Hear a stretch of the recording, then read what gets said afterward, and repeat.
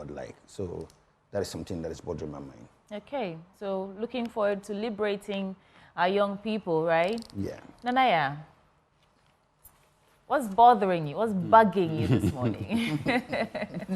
What's bugging me? Yeah. Let me say good morning to your viewers and good morning to Ghana and good morning to my co-panelists. What is bugging me? What is bugging me is Ghana. What about Ghana? Everything about Ghana is lopsided. Yeah. Upside down. I mean, really. It's not an easy road.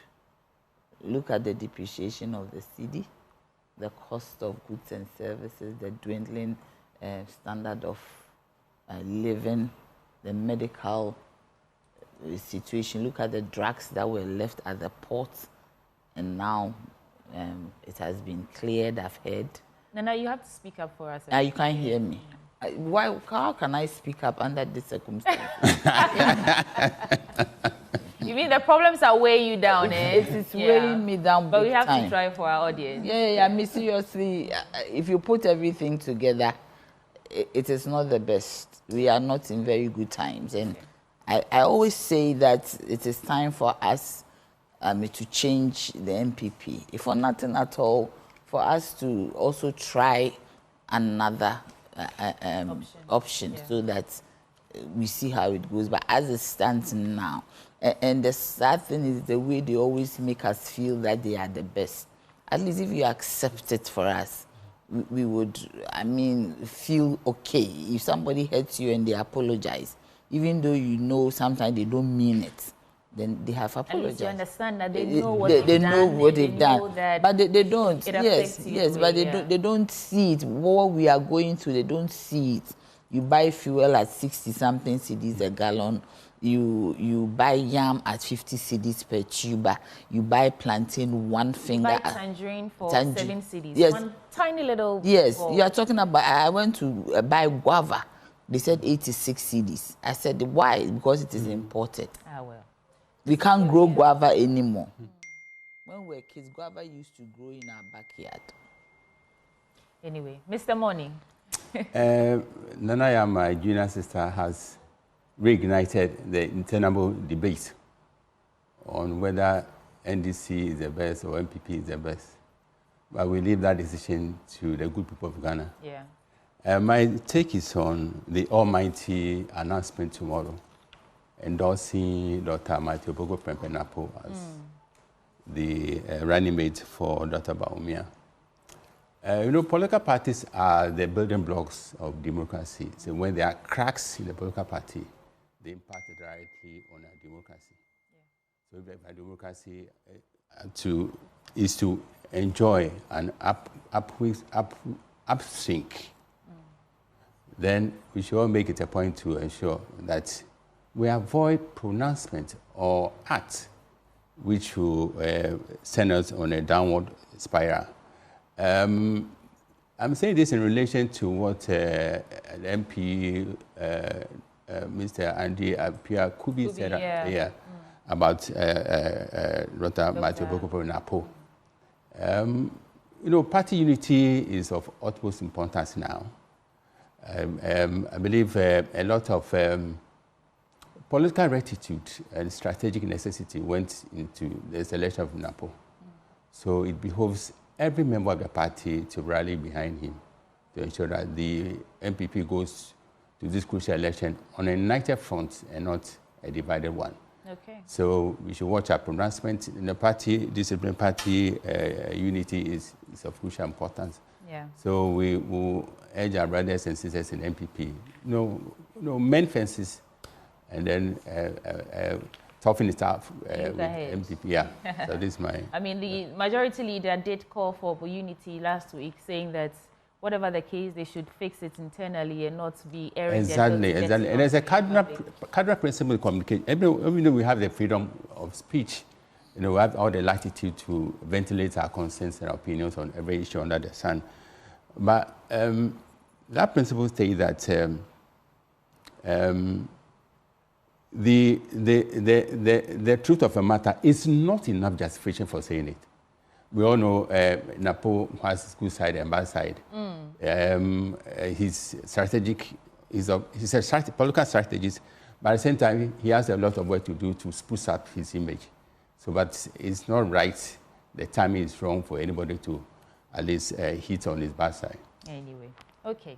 Let's get into the papers now, and then hopefully we'll get into some stories that will bring us back to the conversation of what this strategy is, and if this is what the NPP really needs to break the 8. I'll start with the Daily Graphic newspaper. Banner stories: free SHS bill goes to cabinet, seeks cancellation of BECE for SHS admissions, and SHS to be 6 years. Be courageous, firm in the face of challenges, Ochinhene says to journalists. On the Snake Rock City negotiations, it is stalling, the Director General says. Okay, so let's get into the paper now. And let's start with a story about the free SHS bill, which is now gone to Cabinet. The free SHS bill 2024 will be presented to Cabinet for a debate this week, so it hasn't yet been presented. It will be this week. The proposed bill being drafted by the Ministry of Education is to give legal backing to the provision of free senior high school and compulsory education at the senior high school level. The Minister of Education, Dr. Yeoduchum, said last Friday that the bill would also propose the decoupling of junior high school from basic school and make it part of the secondary school, thereby creating 6 years of secondary education. The minister said another proposal of the bill was the cancellation of the basic education certificate examination as a precondition for gaining admission to the secondary level. Rather, it would be used for school selection purposes. So when this bill is passed, the certification for completing senior high school would become the first level of formal certificate any student can obtain in the country, rather than the BEC certification. That is according to the Minister of Education. How do you receive this news? So first, senior high school is now going to be extended to 6 years, including junior high school. So we have a whole 6-year term for secondary education, which means basic school is just from kindergarten or nursery up to primary 6. And you no longer need BEC as a prerequisite to enter secondary education. Rather, it's just a way of selecting schools. Okay, I want to reserve my comment and take your thoughts. I'll start with you, Mr. Palu, because you're right here with me. Yeah, yeah, I think is the best decision. How so? Oh yeah, because to us as a party, it's part of our manifesto that we are going to merge the JHS and the SHS. So we believe that they picked the idea from us because we'll be saying it all over, and I think they bought into it and they are using it. But where we have a problem is the removal of the BEC exams. It has to still be there. That is the lower or the primary school? No, I'm talking about the JHS. 1, 2, 3. Yeah. And then the SHS will be 4, 5, 6. The same thing. Years. Nothing has changed. It's just that you put them on the same compound, okay? But when they get to Form 3, they will do exams. That also means that you don't need any sort of examination or certification to get into secondary. So everyone no, you don't need, because you don't need to drop anybody. You have to allow them to flow. You understand? So all the numbers that will be churned out from junior high school automatically on board to secondary school? Yes, because at that age, they are 14 years, 15 years, and what would they do? What do you think this really does for us? Yeah. What benefits do we stand to gain? The benefit is that you get most of your young people to acquire a secondary education.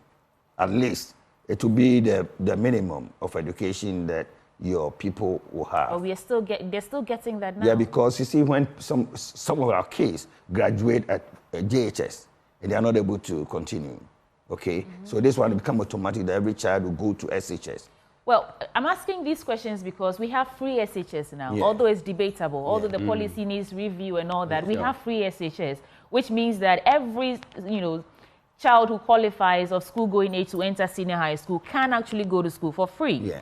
So if it's about, access to senior high school, they already have that access. Yeah. So decoupling senior high school, junior high school from basic education, eliminating BECE, you think that propels this free or access to senior high school agenda? No, eliminating or cancelling the BC is what I'm not in support. Okay. Because the case must do some exams when they finish Form 3, the third year. They should definitely do that exam. Yes. But that will not send them to Form 3 or let them graduate from like the current system. Yeah. They still have to continue. So it means whether you pass or not, you just continue. Oh, exactly. Because my case, let's put it. my case, I experienced in Ireland. That's where my case are. You know, they went to junior high, finished, they did their junior certificate exams.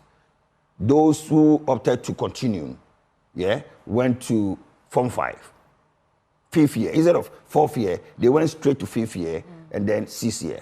Okay. Some decided to go out to do voluntary whatever, or some went to do some work experience. Yes. Okay? Yeah. But here, we are not going to do that. It's like a continuous 6-year program. All right. So it's something that is done elsewhere. It's not like this is going to be the first time. Okay. But I will buy into the situation whereby we're going to, like you said, we have to review the free SHS. The free SHS to now improve a it. bill. Yeah, to improve it. Okay. I will buy into that. All right. Nana Yajantwa. The only thoughts I have on what you said is what then motivates these junior high school students to actually study hard. That is the point. I don't secondary school. I don't even understand the whole thing that you are talking about. That I finished class 6. What exam do I do at class 6? In our time, we did a common entrance. It looks like they want to bring back that system, but it's not very, straight as it is. Okay. I finished class 6. I do the common entrance. It allows me to go into a school of my choice. If I'm not able to go into a school of my choice, I do a second choice or a third choice. Do you understand? Yeah. Then I go into secondary school up to Form 5. Then I do 6th form. Then after 6th form, I go to university. Yes.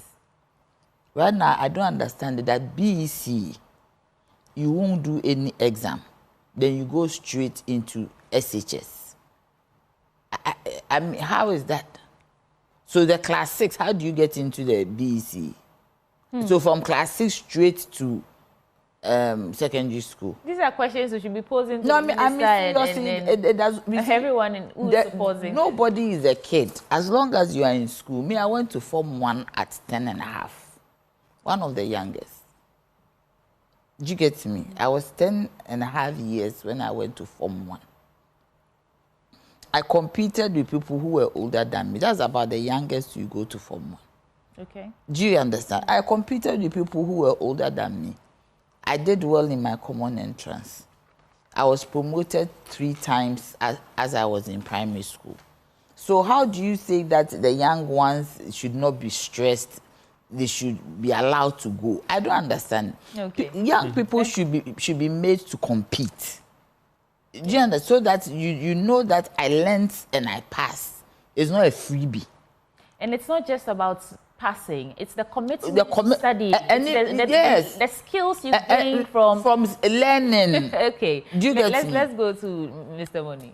We've come a long way from 7-year secondary education, Form 5, 6th form. And it came to 4 years, 3 years, and now we're going back to 6 years. My only take is that we need to subject this to rigorous scrutiny and analysis. This is a time to bring on board people with distilled knowledge in education, so that they will prefer their views and suggestions to shape this policy so that it will be of supreme interest, supreme benefit to our children and the nation at large. Yeah. Okay. Going forward, let's see how that goes, because it will be presented to cabinet, and so I'm sure it'll come up for debate, and people would have to listen to the input of all stakeholders involved in the educational sector. They can't just go ahead. The MPs, as usual, will play political football with us. No, but they've already put a bill together without... Look at experts, They've put a bill together without getting inputs from anybody. Now the bill is going to Parliament, and whatever happens, then they pass it. Before you even put the bill together, you need to do all your stakeholder consultations on the fact, and there's matter. that question about whether there's actually a policy framework for the... That is what I'm saying. Yeah. I always say that when you do a bill, you should have a source document. After the source document, then you put your bill or your law in place. Then after that, you put your LI to regulate whatever it is. But where is the source document, the policy itself for this? Again, we are told that a piece of legislation on free SHS is in the offing. So I don't know how we can align. I don't know how progressively free senior higher education and all that. Okay, let's do some more stories. Now on this Senate... Because you were talking about a review of the SHS. The policy. Yeah, this part of the review. Okay, because this one, it definitely the end result is that we're going to have day schools. All the secondary schools are going to be day eventually, because we're going to start using the current JHS schools to run this senior higher education. Are you saying this bill is part of the review of the policy? Yes, it's SHS policy? Yes, it's part. But isn't that backwards? No. Because the things we're calling for in terms of reviews, the quality of food, whether or not it should be a scale of preference, those who can afford to pay should pay, those who can't afford fall under. So if you present this bill to Parliament, to Cabinet... No, this one is going to eliminate the boarding system. Okay? This is going to take away the boarding system. Really? I haven't read the entire bill, so I cannot confirm that. Yeah, but that is the end game. It's going to take away the boarding system, so that the case where they are. Because see, if a child is at maybe a junior high now, he has only 3 years to go to SS. Okay, so they can continue where they are. Have you seen? You just add additional infrastructure at where they are. Okay, and then they finish there. They don't need to go to boarding. My dear, can I come in a minute? Yeah. Most of these JHS schools are private. Yes. Yeah, they continue. About 70% private. I have put my investments in something, and my vision is to do a junior high school. Then you are, as a private investor, you are now forcing me to...